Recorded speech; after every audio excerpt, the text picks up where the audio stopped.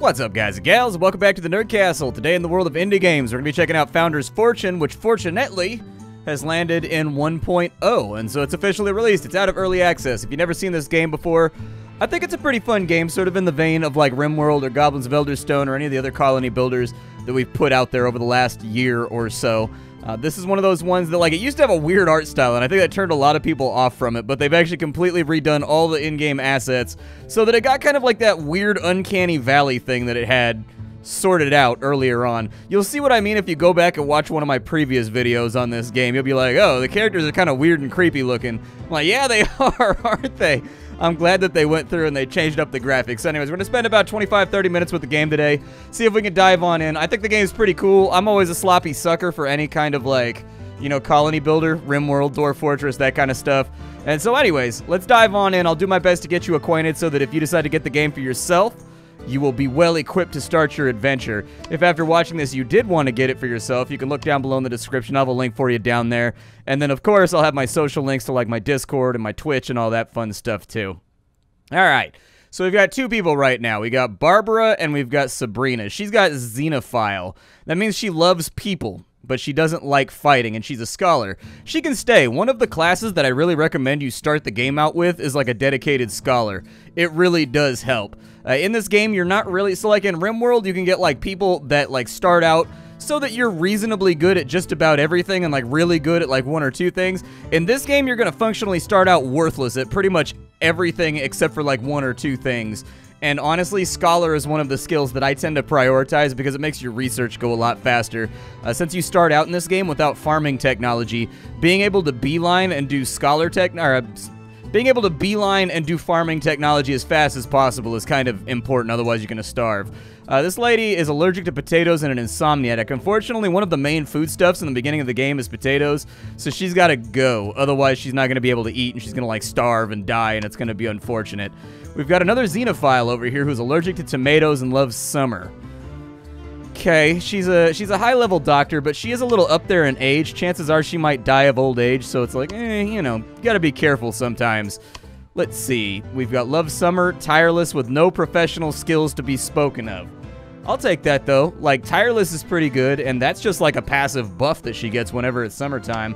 So let's dive on in and check out this world. See what we got waiting for us. The map is randomly generated every single time that you play the game, so some maps will be more advantageous than others. I have had a few really bad maps while I've played this game, and I've had some really good maps while I've played this game.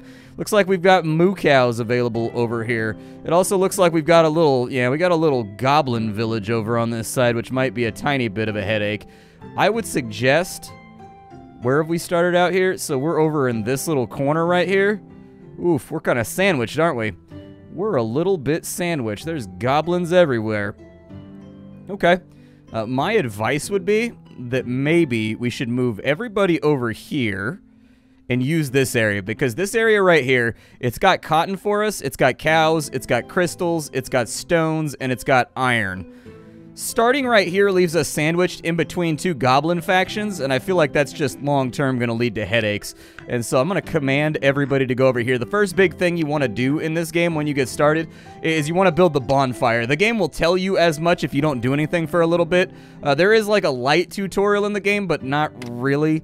So anyways, we'll put our beacon down here. This beacon is going to attract traders, and it's going to attract migrants so that we can grow our little society and get bigger and stronger. The only downside to this little corner right here is that we have to kind of trim trees off of this side.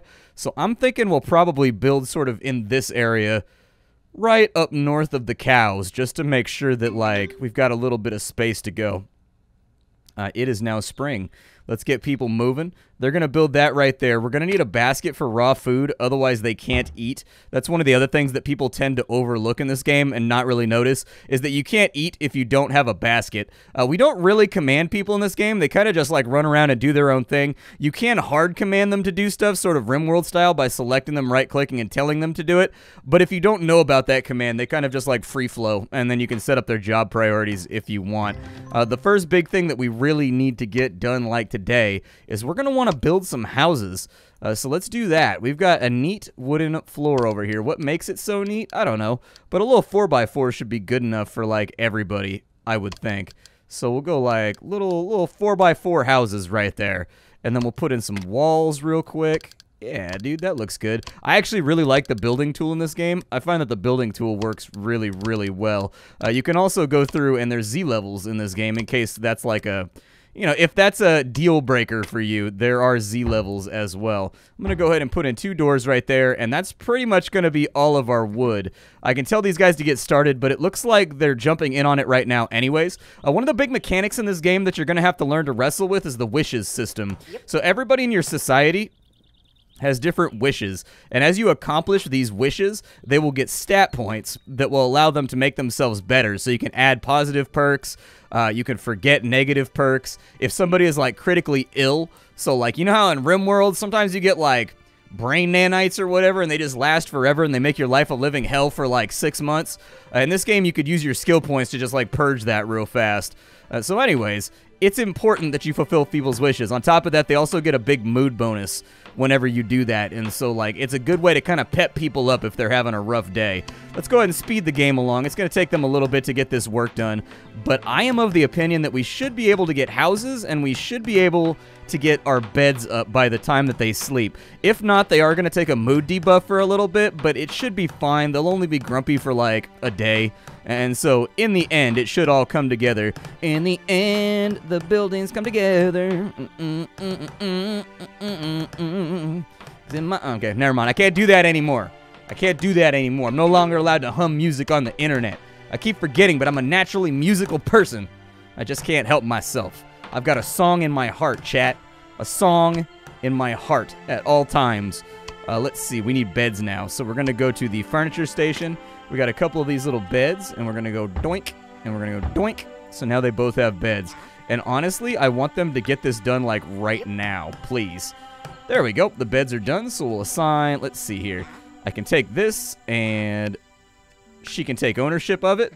And then this guy can take ownership of that. These are now their houses. Whoever owns the bed inside of a room, that is now their room. And so anything that we put in here will count as like their possession. So it's important to make sure that you keep that in mind as you go through. So like, let's say that our forester has a house and we put a bunch of mining tools inside of there. You can still assign other people to come get the mining tools or whatever. By default, they'll just kind of like assume that whatever is in the house is theirs, and therefore like they won't really like use it. And so that's been my general experience anyways. I might be a little off with that. I need you guys to go chop some trees, please. If you guys could cut down a tree or two, I'd really appreciate that.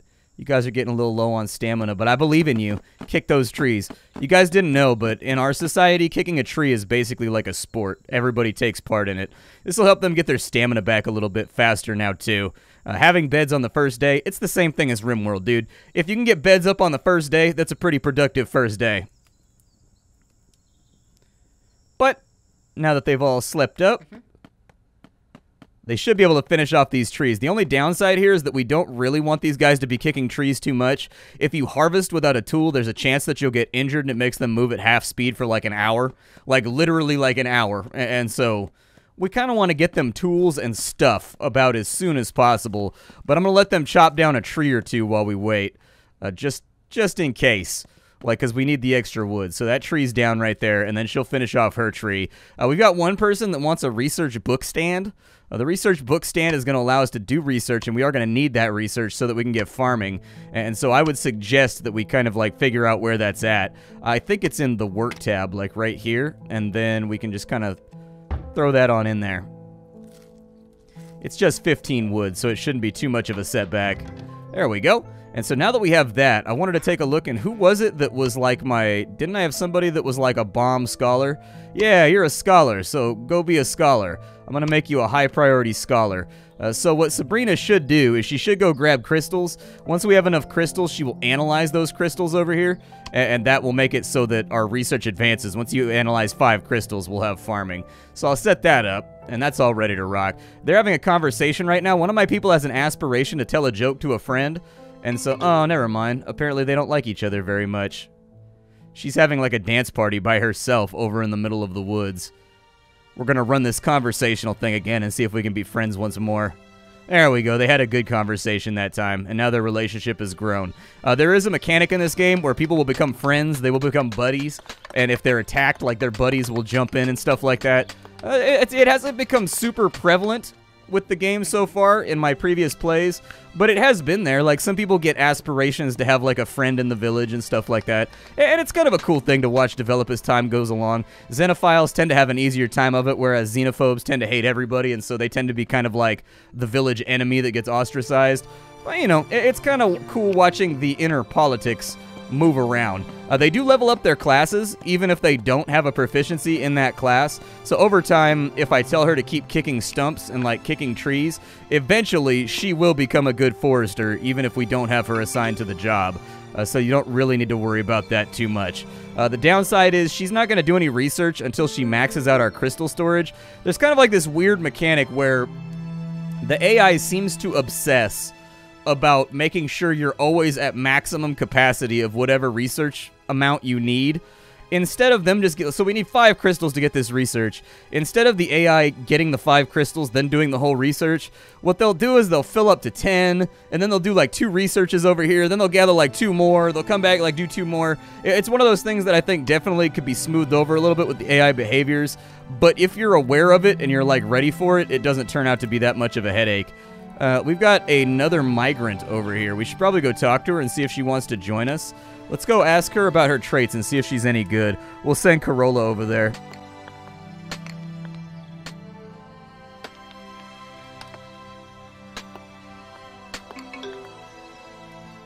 I don't have a lot of work experience.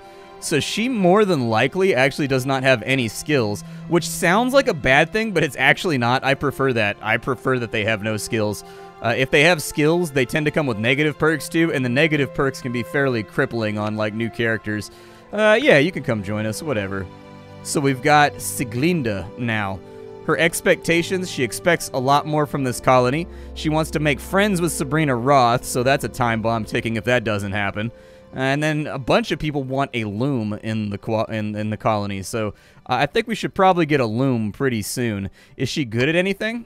So she's only got building. Let's take a look at her traits and see if she's any good.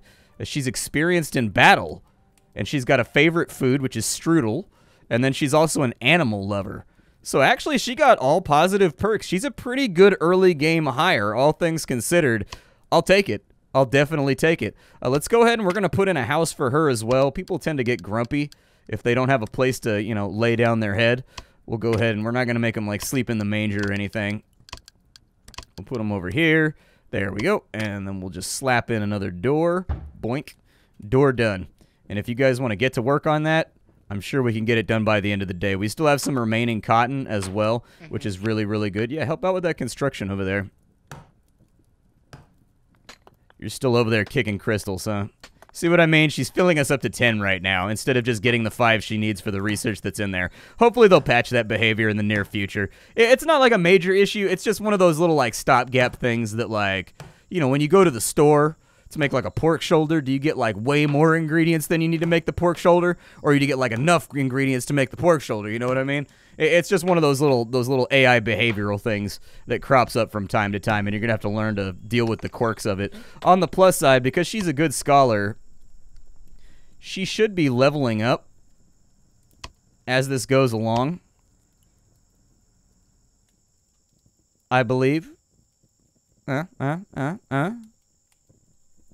it doesn't look like she's getting XP. Interestingly enough, she's getting XP. Oh, Siglinda is a... No, never mind. I was looking at the wrong person. So yes, she should be definitely getting XP, although it says 0 out of 100, but we'll see. Every single one of the skills in this game has its own little skill tree, and the little skill tree will allow them to pick up perks that make them even better at that job, like make their research speed faster. If they're a forester, they'll degrade their tools less, and things of that nature. If you get up to a certain level in a certain job, there's special outfits that you can craft that they can wear that designate them as, like, a master of sort of that particular craft. Dude, I love cows. I would love to have, like, some cows someday. Don't get me wrong, I don't want to be a rancher. I just want to have, like, pet cows that, like, hang out at my house and just, like, chill. You know what I mean? Like, I go outside and they're like, moo. And I'm like, hey, what's going on? Moo, big brother. And they'd be like, oh, yeah. And then we just, like, walk around and then I, like, pet them and scratch their tummies. Like, that's all that I really want. I don't want to be, like, a cattle rancher. Like, I don't want to, like, eat the cows or, like, you know, be a milk farmer or anything. I just want to, you know, have cows and just let them, like, chill on my property and be like, yep, that's right. I'm a cow, bro. I'm a cow. How you feel now? Okay, well, they finished this off. The bad news is Siglinda... So she slept on the ground, and then she also had a bad dream. So she got a double whammy right there because we couldn't get the bed up in time. But there's the bed. I accidentally made like a little overhang wall right here, and that kind of sucks. Like, I don't want to have that little overhang wall right there, so we'll fix that real fast. We'll give her a bed today, though, and then hopefully by the end of the day, we'll have access to farming so that we can start planting crops and getting things going. Siglinda, that's now yours. There you go. Your expectation's been fulfilled. Please don't mentally break and, like, walk around weeping and gnashing of teeth and all that kind of fun stuff. I'm going to send both of you guys out. You guys are just being lazy right now. Okay, go cut a tree and go cut a tree. We're going to need more wood. I'm going to build a big house after this, like kind of a big shed. I'm going to try to do it cheaply, but inside the big shed, we're going to have like all of our crafting buildings and stuff like that. So our loom, we'll have our crafts bench, we'll have, you know, our blacksmith, all that kind of stuff inside of like a big utility shed, basically. I mean, technically, I could go up Z levels and I could connect all this and I can make the top floor the research area. But I don't know, dude. Never mind. Apparently, Siglinda, somebody got burnt. Yeah, she got burnt out, so she's useless for the next 12 minutes. It's kind of a bummer. She came in with a bad mood. For whatever reason, people lose reputation in this game if you ask them what their perks are. If you ask them what their perks are before they join the society, they get a negative debuff for a while. And so she kind of came in hot and bothered to begin with.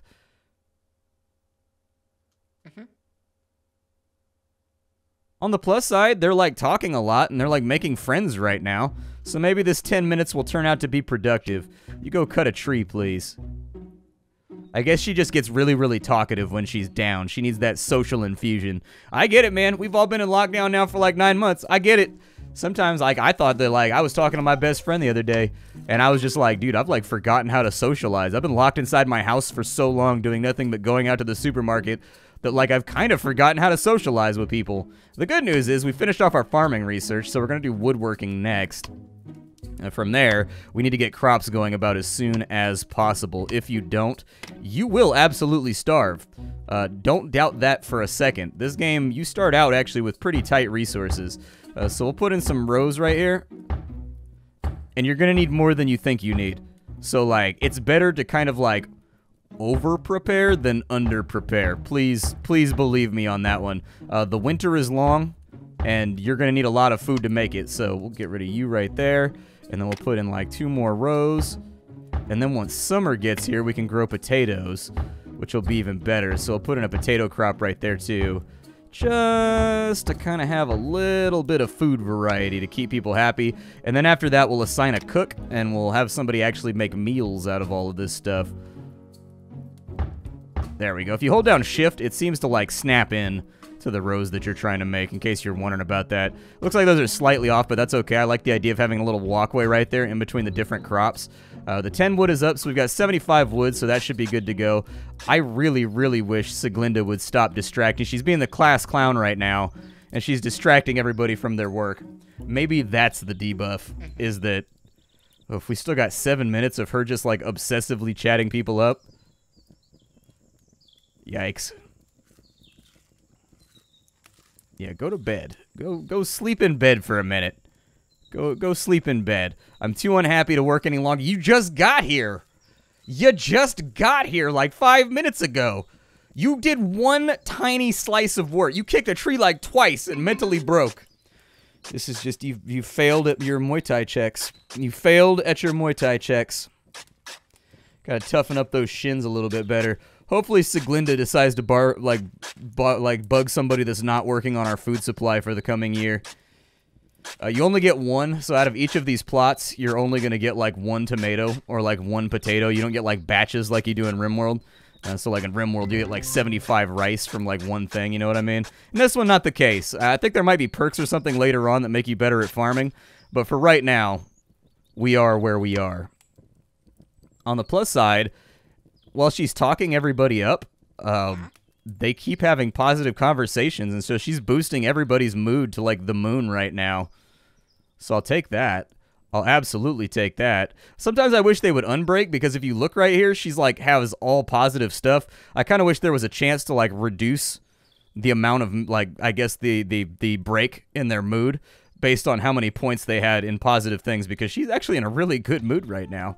She's in a super good mood. Apparently a trader has arrived. We don't have that much money though, so I don't really see the point. Plant the tomatoes, you mooks. You guys are chatty Cathys today, you know that? Y'all are real chatty today. I need to see less chatty, and I need to see more worky. That's what I need to see right now. Like, I'm not trying to be an asshole. Like, I'm not trying to be the evil overseer here. But I do think people need to get the hell to work, all right? What jobs do you have? I'm going to put you on farming. Just make sure the farming gets done. I'm probably going to do the same thing with you, too. Just make sure the farming gets done above all else. And then I can give you guys kind of commands as necessary. She's going to go out and gather some cotton, I guess, for us. That's all right. Siglinda apparently hurt her arm. How does she hurt her arm? She's working slowly for the next hour. Okay, fair enough. I guess she has wounded her arm, but we have access to woodworking now, which is super rad, too. So let's go ahead and we'll put in that shed that I was talking about. We'll go on over to the floors right here. That seems about good enough. I think that'll work. And then we'll kind of just give it like Adam the cow. The cow has a name, apparently. All right. I think we should probably just use the cheap walls, because, like, they're not going to be living in here. So my thought is, why splurge? You know what I mean? They're just going to be working inside of here. So if there's some cracks coming in through the side of the barn wall, that's fine, dude. It's fine. Let's take a look, and we can do weaponry, we can do furniture, we can do tailoring. It looks like we can do gardening. I think this is mostly like aesthetic stuff. We've got writing over here. I think we should probably do simple furniture first, just to kind of make people more comfortable inside of their houses. Eventually, they're going to want us to knock out walls and make their houses bigger, which is why I've spaced them the way that I've spaced them, so we can kind of extend them backwards. They're going to have, like, desires like, oh, I want an extra room. I want a room with a coffee table, like all that kind of stuff. But we'll get there. There we go. Our first crop has been planted. That should come in. So, like, there's a chance that we'll get an infestation that will wipe out a big chunk of our crops. It tends to happen pretty frequently. Like, I've learned to depend on it by just making, like, massive fields, just in case. But that should keep us fed for a little bit until summer gets here and we can start planting potatoes. And then once all three of these rows are in, I think we should really start to stack up food. I don't know that for a fact. I don't know exactly how much to prep for winter, but I do know that we need to prep for winter, so we'll get that done. She's working slowly. I need you guys to chop down some trees, too, after this gets done so that we can build our workbenches. Once we get our workbenches, I can make axes and things for people. So that they can chop down trees without a risk of injury. But for the moment, you don't start out with any of that stuff in this game. They got to do it all by hand.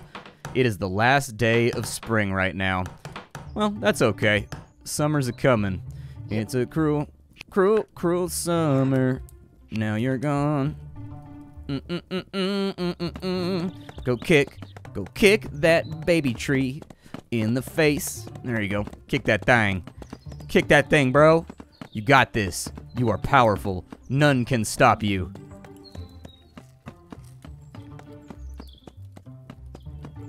Well, okay. Maybe that tree can stop you like a little bit, but now we can do more stuff.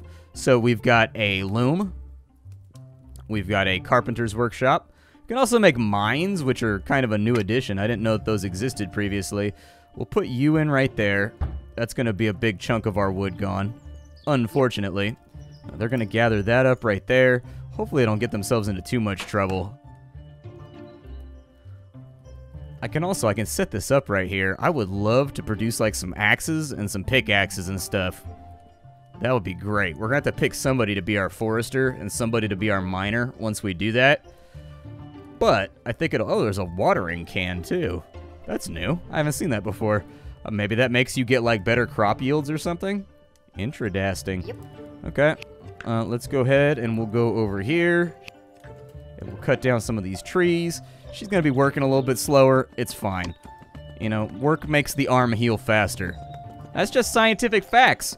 You ever break your arm, you got to go do strenuous lifting. Don't do that. That's a terrible idea. This is just me making humor right now. But every time I make humor, somebody's just like, you know, Splat, I injured my arm last week when I was at work, and then you said that it would make it all better because obviously you're not an idiot on the internet. You're a physical therapist. And we're like, and now my arm hurts even worse. Apparently, the crops are infested, just like I predicted. I predicted this because this event comes up way too often. Like, seriously, your plants get infested like 90% of the time. Like, pretty much like, you could consider a third of every crop will be lost to bugs. So plan accordingly. Yeah, go ahead and clear out all the busted plants. Did you finish that off yet over there? If I give everybody a loom, will they finally be happy? I've honestly never even used the loom. I assume we use it for, like, clothing and armor and stuff like that. She's researching furniture right now, which will be nice. It'll give people a nice little mood buff. What does she want? She wants to get a big payday of 5 coins, and she wants a loom. Alright, well, we fixed the bug infestation. They'll replant the plants that were lost. Unfortunately, it looks like we lost about 4 out of our 20, so... Like I said, you should expect to lose about a quarter to a third of every single crop, just because the bug infestations come up like all the time. This cow is inside my house right now. You're getting awfully comfy inside my house, cow. I don't know, man. I don't know. If you want to be domesticated, but you can't be half in the door, half out. It doesn't work like that. This man has door access? The cows have learned how to use keys, chat. They've learned how to use keys. It is all over. Now is the great uprising of the cow supremacy. Feels bad. Feels real, real bad. This is Founder's Fortune. I hope you guys liked it. Leave a like on the video if you did. My name is Splattercat. I sift through the pile to find what's worthwhile in the world of indie games every single day so that you don't have to. I've been watching this game develop now for maybe 2 years, year and a half, in there somewhere. The development has been very, very rapid. The developers have been very attentive to complaints of the community and like calls for additions sort of to the game. And honestly, I've been impressed with their work ethic and how fast they've fired out patches, just kind of expanding the game on out. Like even the base kind of prologue of their game when it first came out was pretty decent. And so anyways, I will see you all later. Thank you for being here. Thank you for stopping on in. Thank you for patronizing. Make sure you check out the Discord and the Twitch stream. And then other than that, I will be back tomorrow with something hot and fresh off the indie skillet. Goodbye.